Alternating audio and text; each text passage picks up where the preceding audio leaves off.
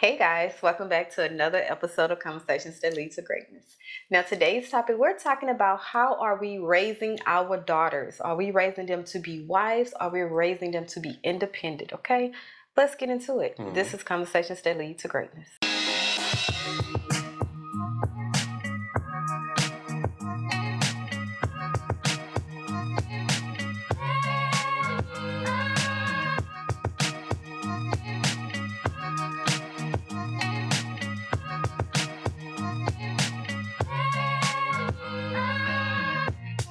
My name is Akeisha Smith. And I'm Lester Smith. And welcome back to our coaching podcast where we educate, motivate, and inspire you to break free of your limiting mindsets in marriage, faith, and finance that hinders your ability to create the life you desire. Okay? Okay. Now let's get into this topic. You ready for this topic? First of all, Yeah. I feel like we haven't recorded in a long time. Okay? Yeah, it's been Like we actually was dealing with a hurricane. Beryl to be exact. Is it Beryl or Burl? Burl, and we have not recorded in like a week. Okay, so it feel a little different, but I'm excited. Yeah. Okay, guys, so we're talking about, are we raising our daughters to be wives, teaching them to be a wife, or are we focused on making them more independent and not to depend on a man per se? Okay, you want to open it up? Yeah, well, praise the Lord. Open them can of worms. Praise the Lord. So, I'll let you go ahead. Nah, I knew you was gonna do that. Why? You like that? I don't want to open a can, but I think I will speak from us because we have two girls. Okay, we have two daughters, and 3 and 7. And I know for us, I look at the way the world is going now, and I think most people are raising their daughters to be more independent and not to depend on anyone or any man. And I think because it's like it's an ongoing thing. You know, if you didn't come from a loving family of a 2-parent household, or if you didn't come from that stability, then you're gonna automatic push that on your child. Well, with us, we have that stability. So we're raising our daughters to be wives. Okay, and not just to be like the scenario of you're a wife and just depend on a man wholeheartedly and you just be submissive and listen to what he say. Not listen, not that. Okay, we're talking about a wife to be the helpmate of a man, to help cultivate and help bring her husband to his full potential. You know, being that helpmate. And being submissive, being out there caring, loving, nurturing, being that woman and not just, you know, masculine in her femininity. You know what I'm saying? And not just this hard, independent woman. I don't need nobody. I don't need a village. Like that's not. I'm not liking that part of society. Yeah. As far as the women. I can understand that. Yeah. I can understand that. But as a man, though, as a man, oh, I like how we finna go with. Yeah, as a man. Okay, I like where you finna go. I have to raise my daughters to be independent. Not necessarily independent where you don't have to depend on nobody and this and that, but already having her own when she step into that relationship, that marriage role. That's not necessarily the relationship role, the marriage role. Like, and the reason it's going to be more of a finance / what you're talking about, right? So from the aspect of that, we've talked about this multiple times, and we want to have our kids in a duplex by the time they're 18, anywhere between 18 and 20. We don't just want to kick them out without, setting them up. Yeah, setting them up. Yeah. You understand what I'm saying? Just imagine if your parents set you up with a place to stay before you even left the house. That would be, and then we're not just setting them up with a place to stay. We're setting them up with a business, because real estate is a business. And anybody that she meets and that she is a potential married mate, she'll just be adding to them.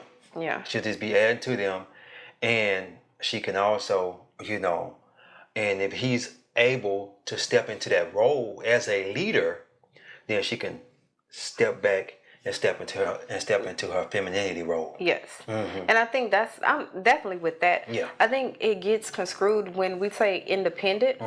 It's like we're teaching women to not depend on nobody, not even just a man, Yeah. but not to depend on nobody. Like you have, and here's an example. I seen something on social media where a girl went in. She was like, the village is not the same no more. And you know how they say it take a village to raise a kid, Yeah. right? And the guy said, well, what if the village is dumb and stupid? Like, Yeah.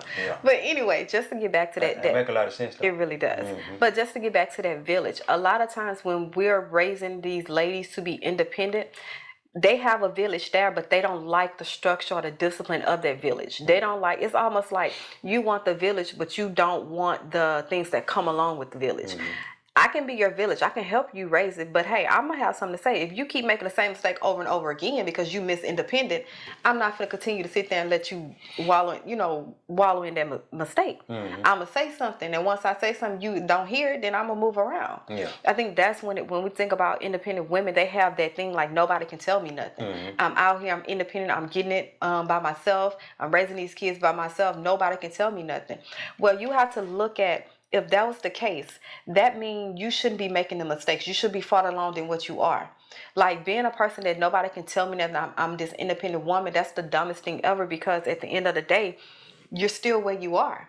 You're not making any progress. You're not improving your life. You're just being hard-headed. You're being stubborn, to be honest with it. And that's what I mean when we talk about the independency of it. It's good to have a woman to hold her own. Granted, down for that. That's what we're teaching our girls. But it's not to a point where you so independent that a man can't even come and help you. Add to you. Yeah, add to you. Or a man can't even come and say, hey, man, I got this. Lay it down. You master your femininity. Yeah. You know what I'm saying? You don't sit down and be a pillow princess or something. But you're so independent, and now it moved to where I hate men. I don't need men, and I'm gonna treat men like they treat us. We've been they've been doing it for years. So why we just want to do it back? Yeah. It's a double standard. Yeah. Like, do you not know how foolish that sounds as a woman? Yeah. And you gotta also be careful, because the people that think like that, their paradigm was set. Just like we set in our child's paradigm to be independent, but also be ready to step back and let your husband take the role, the leader role. You got a group of females that were raised in a household where they seen their mom never have a man, or they seen their grandma never have a man. So they be like, I'm not gonna have a man either. Or I wouldn't say not have a man. They just didn't see a good quality of a man. They didn't see a father figure. Well, quality of a man. They didn't see a father figure. Good quality of a man. Quality of a man. A quality man. Yes. Is that what you mean? Yes. Yeah. Okay. So they didn't see that. So because they didn't see that, I guess they don't know what to look for in that man. Yes. Exactly. Let me ask you a question. Yes. You didn't necessarily see that yourself, right? As far as the quality man is concerned. So how would you? I seen that. You seen that in what? I seen that in my daddy and in Mo. It was just two different qualities. Okay. I said his name. Yeah. God dang. Yeah, you said that name. It's all good though. I seen it in my. So you seen that in your stepdad and your dad. And my stepdad, he took care of home, like the yard, the mowing, the handiwork of the household. He took that on, like no doubt. Like when we had the best yard on the block, our house laid like. That was him. My dad was more the provider, getting out there working and giving me everything I want. And giving me everything you want. But he was out there working. So it was like I almost had the best of both worlds when I look back. Okay. And I always say, if I would not have had so much hatred in my heart for my stepdad growing up, it would have been a great experience, to be honest with you. Tell them why you had the hatred in your heart. Why we gonna tell it? Why not? Why not? You didn't say you didn't went that far. You might well keep it going. I don't want to keep it going. I had that hatred in my heart. I think the reason I asked you to tell that, because I think you can help somebody. Oh yeah. Because you have probably somebody's child right now that's probably going through the same similar situation that you went through as a child, and they want their dad and their mom to be together, but that's not happening. and they figure like this person is getting in the way. It's getting in the way. So yeah, help them out. Help them out with that. I had so much hatred for my stepdad, and granted, You had so much hatred. Yeah. Granted, my stepdad been in my life since I was born. Yeah. I'm past 30. Okay. Yeah. Past 30? You I'm gonna past. get age? Nope. So he literally been in my life since I was born, right? So, but because I felt like my mom and dad should be together, like I should have that blessing of having both parents, a mom and dad, together, I thought he was getting in the way of that, and that caused tension. And because my brothers didn't respect him, or my brothers didn't look at him as that father figure, I went, followed them, their lead. You know, you mad at him, I'm mad at him. You know, you don't like that nigga, I don't like him. You know what I'm saying? Yeah. But as I got older and I really just looked back and was like, man, he was a good dude. Yeah. Like, he literally was good. Like, he wasn't the best, but he did do what needed to be done, to be honest with you. So that's why I say that. And the reason I asked her to say that is because you may have a daughter, right, or a son, and the regular father is not there. The biological father is not there, but you have this man that you married, and y'all together, and you can sense if your kids are being disrespectful towards this man. Yeah. And so you need to cut that off at the door. Cut that off at the door. Even when y'all dating, you can kind of sense it and say, hey, hey, this is Mr. Such and Such. Me and such and such, me and Mr. Such and Such, we getting kind of serious, and we're looking forward to probably get married. So I'm gonna need you guys to not disrespect this man. You know, and you have to let that be known from the door, because it can go a little bit too far. It definitely can, and it can cause a rip in y'all marriage or in y'all relationship if it's heading to marriage. Exactly. I think that's what caused the rip in my mother's divorce and my stepdad divorce. Yeah. Granted, they was married 10 or 15 years before they got a divorce. Yeah. But they've been together was longer than that. Yeah. But because at a point, you reach a point where it's just enough is enough. And it's like, I can't do it. Ain't nothing changing. Your kids is grown and they still the same. Yeah. I'm out. Yeah. So just saying. Yeah. Yeah. But yeah, I'm all for raising your child, your daughter to be independent, to be self-sufficient. I like to say self-sufficient, where if she's by herself, she can still sustain herself. Yeah. But it's not to the point where she's up here where no man can help her or no one can help her and tell her something. Yeah. I think that's where we get in trouble with this independent, Miss Independent. That's our INDEPE. Yeah. We get in trouble with that because we take that to a whole nother level. Like, no one can tell you something. Then it become prideful. You become prideful. No one can tell you nothing. Yeah. And you want to be independent. Okay, you want to be independent, but when life knock you down, continue to be independent. Yeah. Don't sit there and look up and look for some a helping hand. Continue to be that independent person. Yeah. That's how I feel. Yeah. When you want to be independent, you want to be Miss Bad when you up, be that same way when you're down. Be that same way. Yeah, so it's okay to be independent, self-sufficient, but be ready to step, because that's exactly what I'm gonna tell them. If you find a man that's that leader, you also got to find that leader. That's another thing too. If you can kind of tell if a person is a leader or not. You can kind of tell. I'm not gonna say they're gonna have it all together, because they're gonna be young when they start dating, or when they do get married. Because she was 21 when we got married, and I was 29, 28, 29. So the person ain't gonna have it all figured out at no 28, 29 years old or 21 years old. They're not gonna have it all figured out. So daddy and mama gonna help them out. Be like, hey, I don't know about that one, baby. Yeah. You know what I'm saying? And it's that quality. You see a quality there. And I think you can kind of tell if a boy being raised right by his parents and whatnot. Yeah. Yeah. And I think it falls mostly back on the parents. How you raising your kids? How you raising your son? How you raising your daughter? Yeah. Are you raising them to be for the streets? Are you raising them to be a wholesome wife and a husband? Yeah. Like, so many times, just because I said now, and I'm gonna say it again. I said it back then, and I'm gonna say it now. Yeah. Just because you didn't come from a successful marriage or you didn't never seen it in your bloodline, doesn't mean you or your kids can have one. Exactly. You see what I'm saying? It's all about what you experience, what you interpret, how you want your life to go. So I didn't come from this huge successful family of marriage. Granted, all my aunties and uncles were married, yes, but were they successful? Not in my head. But because I seen unity, because I seen that, hey, you work this out. When you have kids, you get married, have kids, or have kids and get married, whatever. But marriage is the end goal. Because I seen that, I was like, okay, that's what I'm supposed to do. I didn't see my aunts and my mom and all these people bashing men. Yeah. You see what I'm saying? So you got to look at it. How are you raising your kids? How are you letting your experience and what you went through your life pour into your kids?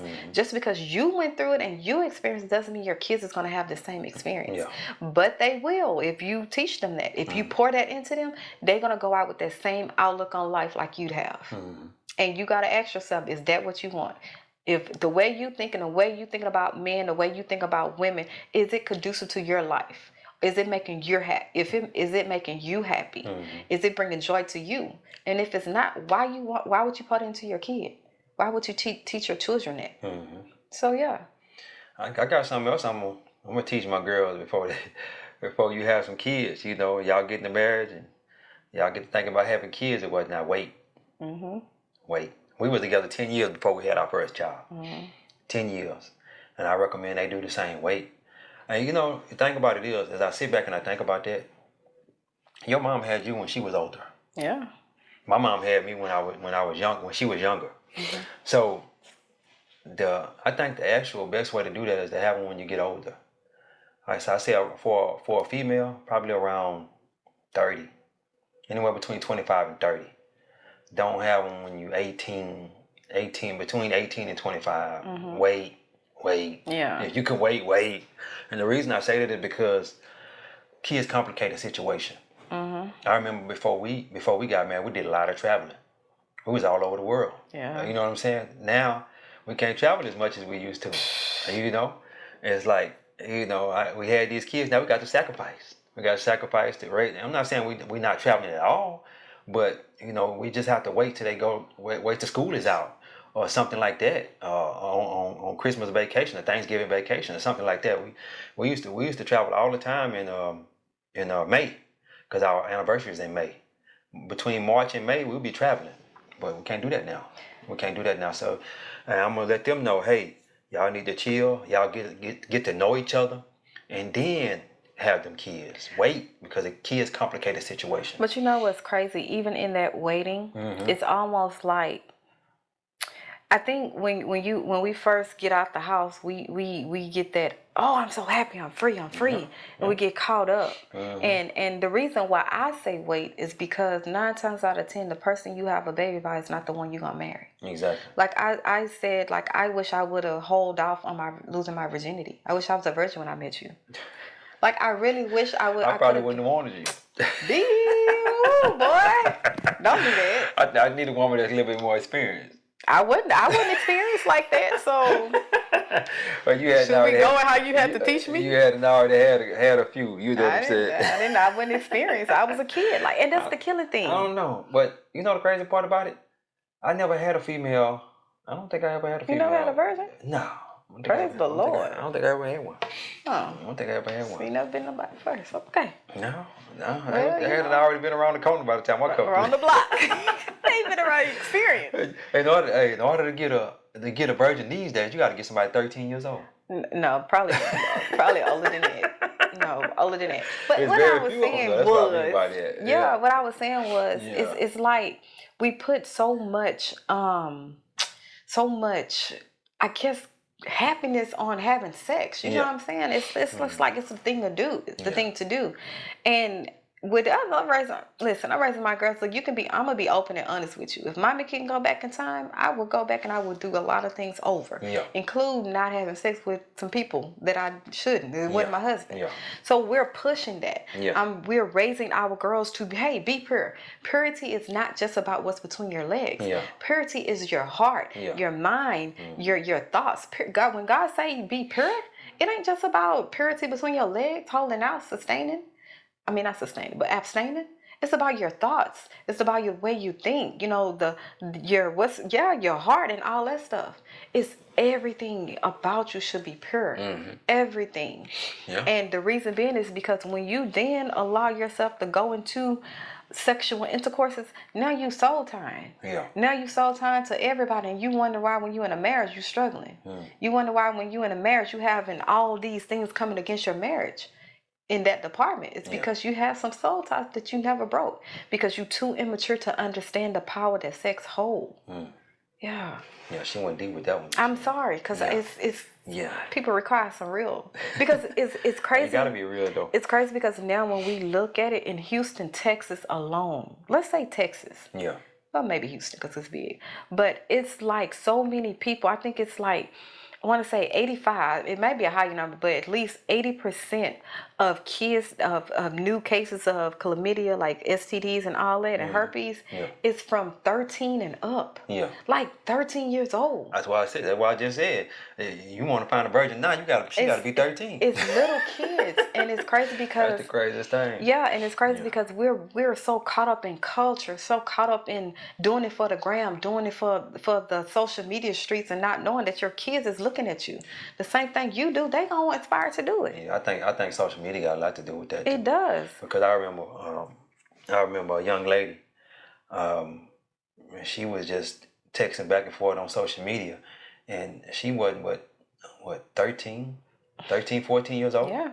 And I'm looking at some of them the messages like, bro, y'all talking like this and y'all in school. But you know what's crazy? Yeah. I guarantee you, none of them, they're reading on the second grade level. Yeah. Like that, that's how I look at things. And the crazy part about it, a lot of the words that I was reading, I couldn't even understand it. I'm like, what the hell is this? What are you saying? Secondhand. Yeah.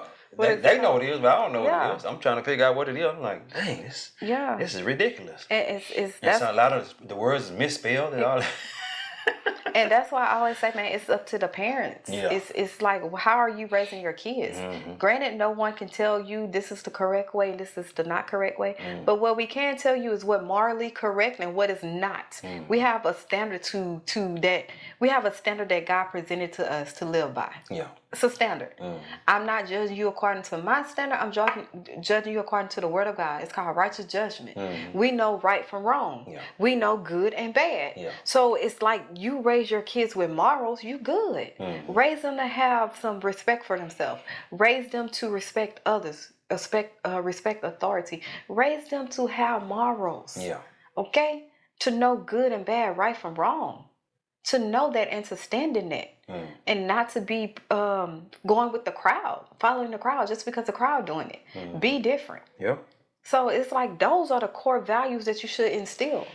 As a parent, man, you are responsible for your kid. Yeah. You are responsible to cultivate and develop them so they can go out and be who they need to be.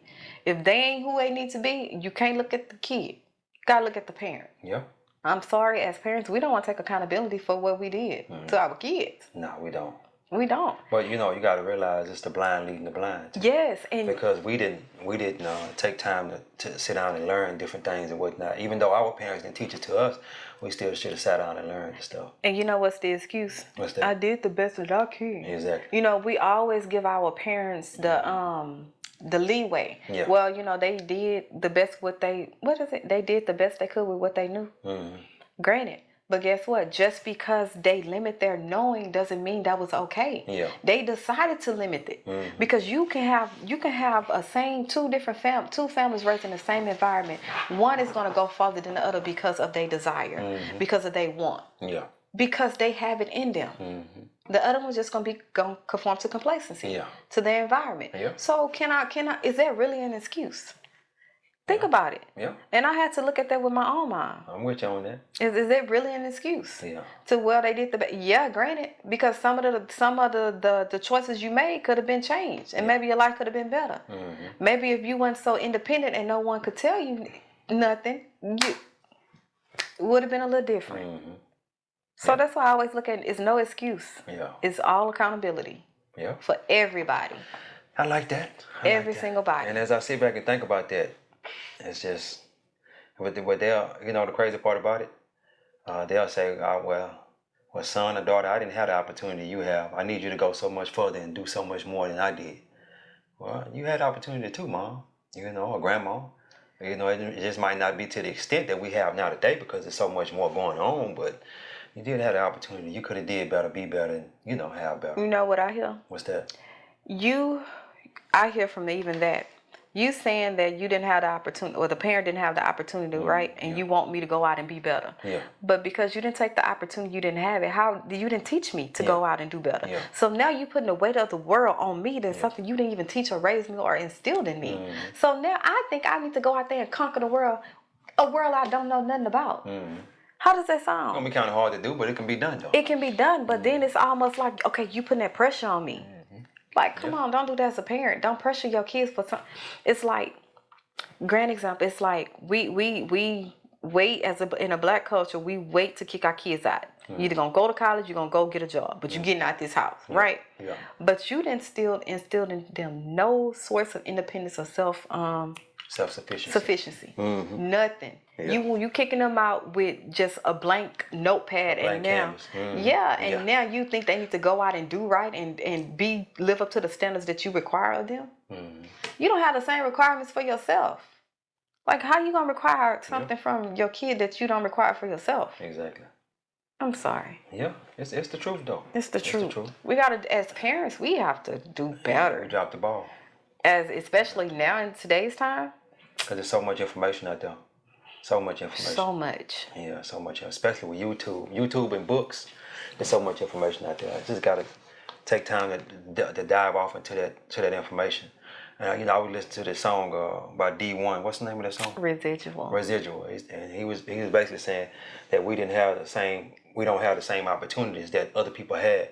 And that's true in a sense. That's true in a sense because their parents taught them about those certain things, but that don't stop right there. We that don't stop because our parents didn't teach us. We got to learn it for ourselves, so that way we can teach the generations to come. You know what's crazy? Even in that, because God, when I tell you, God take away every excuse that I can possibly have for just not for nobody, but for me, myself. I'm applying this for myself, because I used to say, well, I don't know. I didn't know this information. I didn't know that, right? Yeah.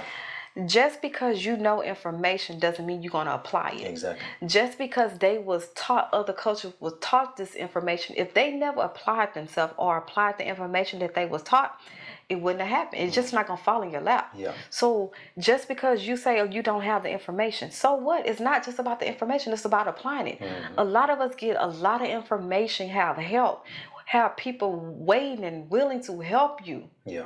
But guess what you want to do? Yeah. You want to be Mr. Independent. Can't tell me nothing. Let me learn for myself. Yeah. You don't want to apply that information. Mm. You want to take the easy road out. You want the easy way to success, the easy way to get to where you're trying to be. And I always what's that saying? If it's easy, it will fall through your hand or something like that, basically. The quicker you get it, the quicker it'll leave or something like that. No, they say you can take the easy road now and live a hard life later. Yes. Or you can take the hard road now and live an easy life later. Hard and easy is part of life. Yeah. It's part of life. Mm-hmm.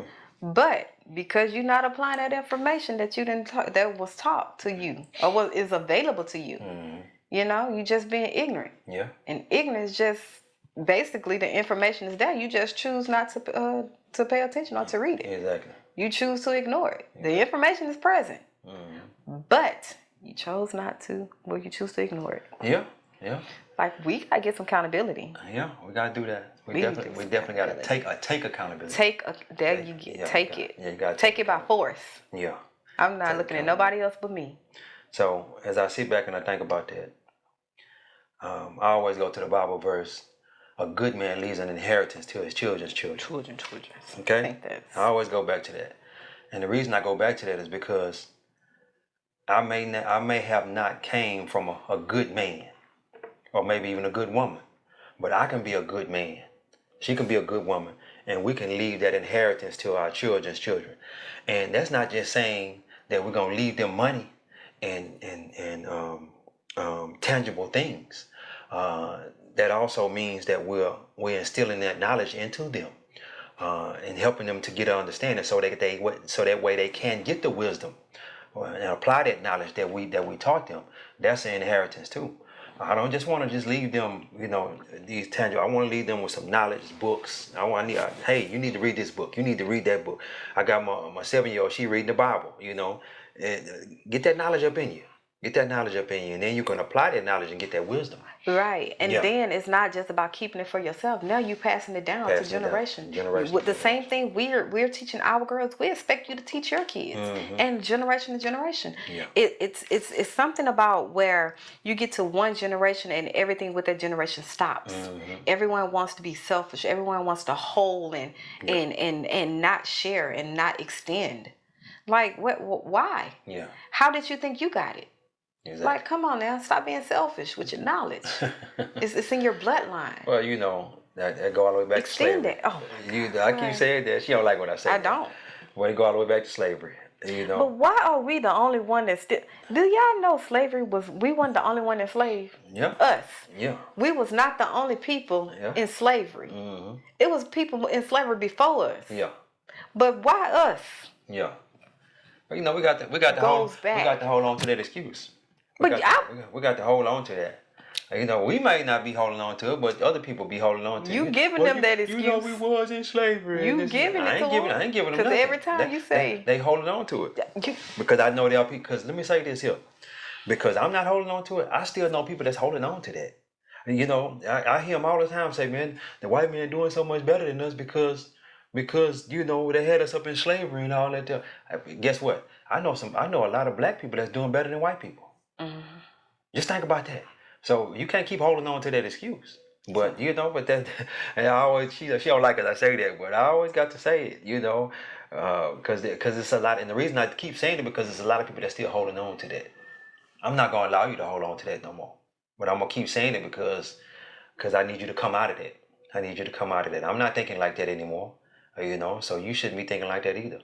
That's just the way it is. And this is why I think that if once we became free, slavery was some people say we're still in slavery. We are to a sense. We are enslaved to our boss. Like, let's really look up slavery. We are enslaved to our job. Not necessarily, because you can walk away at any time. You can, but because you got bills, let's be free. Now you slave to them. You slave to them bills. To the bills. Okay.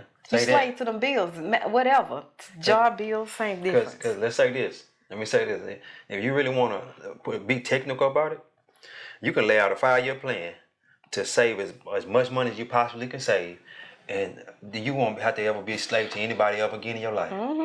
And the way you do that is you cut your lifestyle down to almost nothing. You go get you a roommate, live there with that person. If you happen to get you a wife, you and her go stay with the roommates, and y'all be talking. But with us, we ain't trying to live with nobody. No, we can't. I see all the time Mexicans and Indians. They'll get 3 families in the house, 4 families in the house. They was raised with unity. Yeah. We was raised with separation. Separation. We the crab in a bucket. Yeah.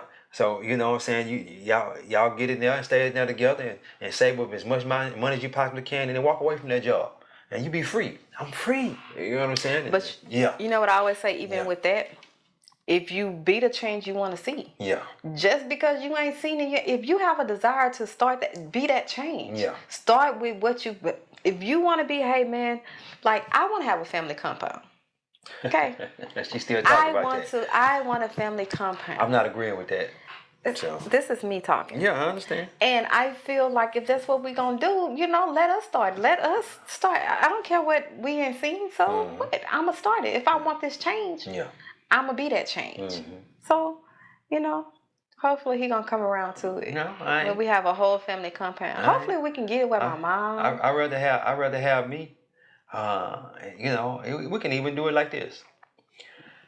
We can have because we're gonna have about anywhere from 5 to 10 acres of land that we stay on. She talking about doing 20 acres or whatever it is. But let me say this: I would rather have my 5 to 10 acres that we stay on, and we stay on our own land.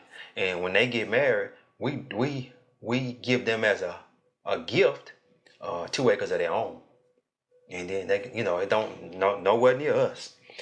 You know what I'm saying? They could be cross town somewhere. 2 acres of their own, and say, hey, what we can do, we can tell them to pick the area that they probably want to live in. Y'all pick the area y'all probably want to live in. Y'all don't have to move nowhere near close to us. And then, and then we say, hey, we're gonna go ahead and buy this piece of property for you, and that's y'all wedding gift.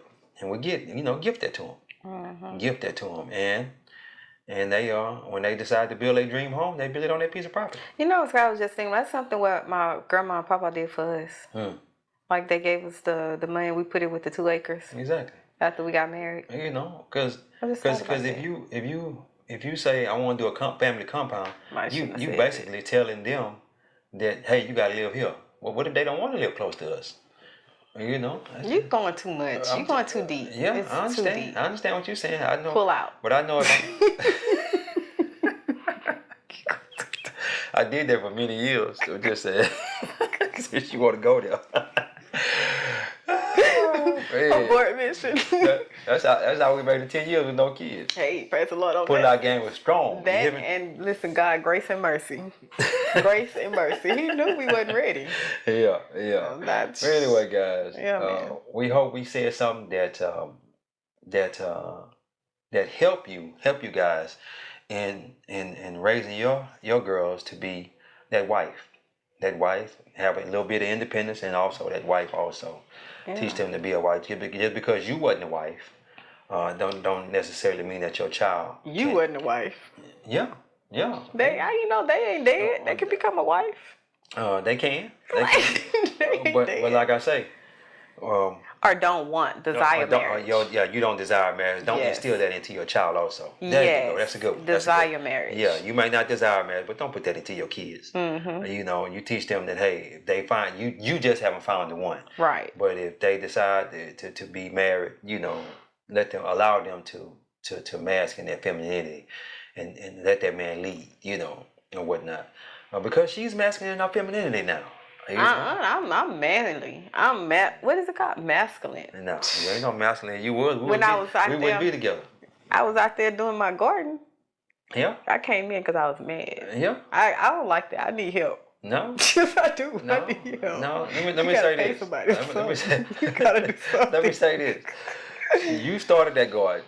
You wanted that garden. Okay, well, do the things that you need to do with your garden. I was fine with that. Okay. It was Barrel, whatever his name, came and destroyed my garden. She's talking about the storm that just recently happened. Literally. It came and destroyed the garden. Destroyed my whole garden. But the Lord, hold on. The Lord give it and the Lord take it away. Now the Lord gave you 2 hands to go out there and rebuild your garden. He say, I gave you that. I'm going to see what you're going to do with it. You gonna he didn't tell me that. Hey, you going to give up? You're going to give up because you were so enthused about providing vegetables and fruit and stuff for your family. Or you going to still do that? I'm going to still do it. I'm just going to wait till the fall. Okay. It's because I was growing melons. Yeah. Like the things I'm growing is almost coming to an end. Well, basically, my thought with the melons. She started growing melons and the melons have to run. The vines, if you know anything about watermelon, the vines have to run. I had a space for them. We don't have enough space for that. We don't have enough space for that. And it was running everywhere. And she had to fire one of the yard people because they cut some vines and all that Every stuff. time they cut the yard. Yeah, so I was like, man. When I cut around my garden, you don't even need to go around my garden. Yeah, I understand that, but yeah. You bringing me back. She gonna do it a little different the next time. I promise she is. No, I'm not. I'm gonna get a lawnmower myself. She's not gonna do it the same. Well, we're not talking about that part. We're talking about what you growing and how you growing things. She basically went in with a new mind. I want to do this, and I want to grow all this different stuff. She had about 15 different things she was trying to grow in these 3 little small spaces. They're not small. 3 little small spaces. Small. What is it? 40? What is it? 20 by 20 by 5. What are you 20 talking about? 20 by 5? That's what size the gardens is. I don't know what size. I don't know. It was about a 20 by 5. So No. with a melon, you really need a whole yard. Wrong. Yeah. It was 2 3x9 raised beds 3 by and 9, 4x8 raised beds. Okay. And a 4x8. So those are small spaces. That's not. Those are small spaces. So you got to put stuff in there that grow in small spaces. You can't put stuff in there that just gonna be running, like watermelons and cantaloupes. You can't be doing that. You go buy your cantaloupe or your watermelon from the store. I'm not doing that because we got some good cantaloupes. Before they destroyed it. But they had to run. They had to run real good. But anyway, guys, we're gonna close it out. Maybe we'll do an episode about gardening, because she. Life with Keisha. Yeah, a day in the life with me. No, we're gonna do no day in the life. You're gonna just talk about how you. First, when I wake up. This is what I do. Guys. I'm brushing my teeth. How y'all doing? I'm meditating. I'm praying. That's what they is. It's a day in the life. Oh, Lord. Hey, we head to the gym. I'm going to stop and get Starbucks. Will you let me close that? Please? But anyway, don't forget to like, share, and subscribe. I don't know if she said that at the beginning. She went on so long. I can't remember if she said that. But yeah, don't forget to like, share, and subscribe. Mm-hmm. God is good. Boom. Life is good. When we look good, we feel good. We live a life of abundance. Peace. Bye, guys.